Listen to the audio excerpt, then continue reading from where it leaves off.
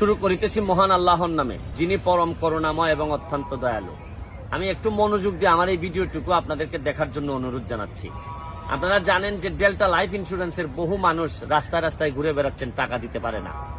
People's leasing এর জানেন যে বহু মানুষ ঘুরে বেড়াচ্ছেন, কিন্তু পিপলস লিজিং টাকা যারা ডিরেক্টর ছিলেন তারা টাকা মাইরা বিভিন্ন দিকে চলে গেছেন, তাদেরও পথে বসার মতো অবস্থা।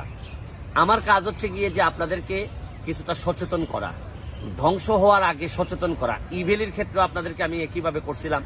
ইভেলির যিনি রাসেল সাহেব ছিলেন, বড় বড় বক্তব্য দিচ্ছেন, এখন উনি আছেন জেলে। কিন্তু উনি জেলে থাকা তো সমাধান না। সমাধান হচ্ছে গিয়ে হাজার হাজার মানুষ টাকার পিছনে ঘুরতেছে যে আমার টাকা গেল কোথায়।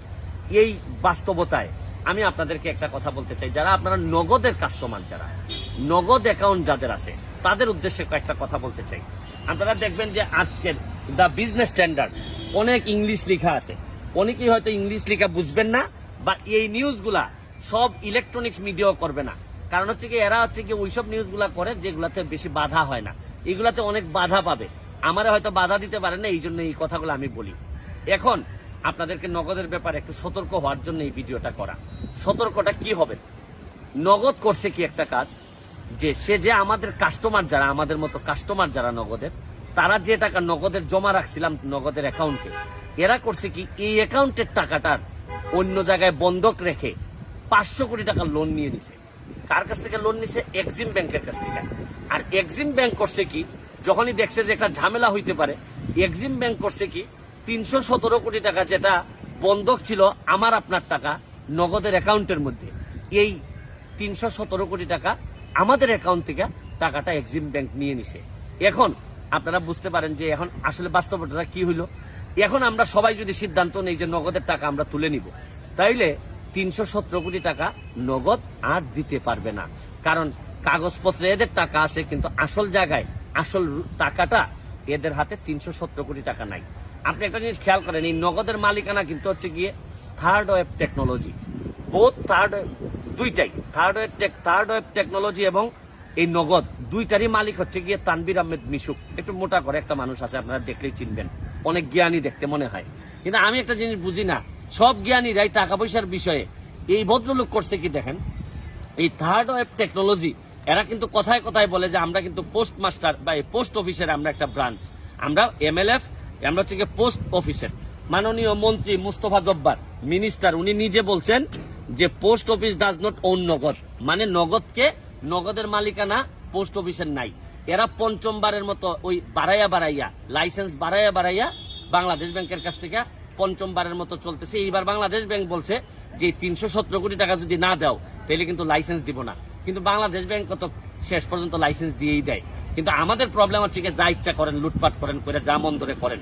কিন্তু আমার কথা হচ্ছে গিয়ে যে পাবলিক ইন্টারেস্টে আমার নগদের যারা কাস্টমার আছে, যারা অনেক টাকা রাখছেন, তাদেরকে আমি সতর্ক করে দিচ্ছি যে অলরেডি কিন্তু 317 কোটি টাকা আপনাদের অ্যাকাউন্ট থেকে এক্সিম ব্যাংক কিন্তু নিয়ে গেছে। এখন টান দিলেই কিন্তু এই টাকার ফেরত পাবেন না। আমার কাজ হচ্ছে গিয়ে আপনাদেরকে সতর্ক করা। এই পর্যায়ে আমি একজন যিনি ফাইন্যান্সিয়াল ক্রাইম, এই যে অর্থনৈতিক অপরাধের উপর যিনি পড়াশোনা করে আসছেন, তারে আমি জিজ্ঞেস করতে চাই যে আমাদের কাস্টমার যারা আছে তারা কি পরিমাণ প্রতারিত হওয়ার সম্ভাবনা আছে। প্রথমতই এটা কাস্টমারের টাকা, নগদ কোনোভাবেই এটা কোলাটারাল দিতে পারে না, মানে বন্ধক দিতে পারে না। এখন যদি এই টাকাটা ইনকেস ধরেন, যেহেতু এক্সিম ব্যাংক অলরেডি টাকা নিয়ে গেছে, বাকি যদি এখন কাস্টমার টাকা চায়, সেই কাস্টমার আর নগদের রিলেশনশিপ হচ্ছে কন্ট্রাকচুয়াল। এখন এই টাকা নেওয়ার জন্য কাস্টমার এসে মামলা করা লাগবে, এক। দুই হয়েছে, এই যেমন অন্যান্য ব্যাংকের ক্ষেত্রে হয় যে গভর্নমেন্ট পেমেন্ট প্রোটেকশন ইন্স্যুরেন্স দেয়, যে একটা নির্দিষ্ট অ্যামাউন্ট পর্যন্ত যদি ওই কোম্পানিতে বা ব্যাংকে না থাকে সরকার এসে টাকা দিবে। কিন্তু এই নগদের সাথে পেমেন্ট প্রোটেকশন ইন্স্যুরেন্স আমার জানা মতে নাই। সেই ক্ষেত্রে কাস্টমার কি করবে? এই যে মনে করেন মামলা করা লাগবে, যেহেতু কন্ট্রাকচুয়াল এগ্রিমেন্ট। এই হয়েছে অবস্থা। আপনি আরেকটা জিনিস দেখবেন, ইভেলিটেলি যারা আছে সবাই কিন্তু চেক হাতে নিয়ে ঘুরাইতেছে, কিন্তু জানেই না কার বিরুদ্ধে মামলা করবে, কে টাকা দিবে, কার কাছে টাকা। এই জন্য মামলাগুলোর কোনো ভবিষ্যৎ নাই। এই জন্য আমি সরকারের কাছে দাবি জানাবো, এইরকম একটা অর্থনৈতিক প্রতিষ্ঠান এত ভালো শুরু করছে ওরা, কিন্তু এদের মনের মধ্যে 2 নাম্বারই না ঢুকলে এই কাস্টমারের টাকা দিয়ে 500 কোটি লোন নিছে, তাও তো আমরা জানি না যে এই 500 কোটি ওরা কি করছে। 500 কোটি কি বিদেশে পাচার করছে না কি করছে, আমরা তো কেউ কিছু জানি না। এটা আমাদের খুলাসা করার জন্য, কারণ পরবর্তীতে আমরা দুষবো সরকারকেই। আর মধ্যখানে এই ধরনের কিছু লোক হাজার হাজার কোটি টাকা নিয়ে যাবে, আর আমরা বৈশা এই ব্যান্ড টেন পরে বৈশা আপনাদের আইনজীবী হব, এটা হইতে পারে না। এটার একটা জায়গা এসে স্টপ হওয়া দরকার। বাংলাদেশটারে বাঁচাইতে হবে। এই ধরনের সময়ে জননেত্রী শেখ হাসিনা যেভাবে দেশটারে টাইনা নিয়ে যাচ্ছেন, এইটাকে সাহায্য করা লাগবে। আর তার নাম বলে বিভিন্ন লোক 2 নাম্বারই করবেন আর বঙ্গবন্ধুর সোনার বাংলা বানাইতে দিবেন না, তাদের বিরুদ্ধে দাঁড়াই যাওয়াটা আমাদের নৈতিক দায়িত্বের মধ্যে পড়ে। ভালো থাকুন, সুস্থ থাকুন।